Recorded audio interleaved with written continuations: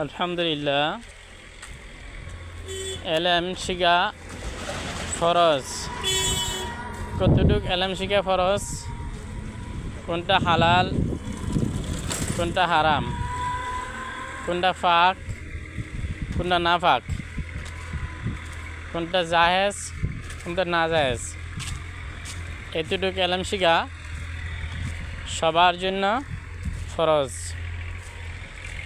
এলেমের সাথে আমল করলে এই আমল আল্লাহ তাআলা দরবারে কবুল হবে। আর এলেম ছাড়া আমল করলে,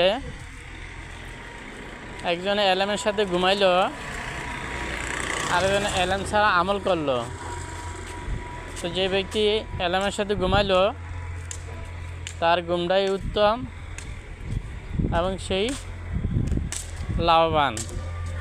আর সে এলেম ছাড়া সারা রাত্র জাগ্রত রইল, তো সে সারা রাত্র জাগ্রত রইল, এই কষ্টটাই তার ভাগ্যে জুটল, অন্য কিছু আর জুটবে না।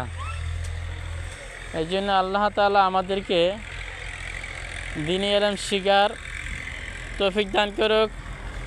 আমিন। ওয়া আখিরু দাওয়ানা আলহামদুলিল্লাহি রাব্বিল আলামিন।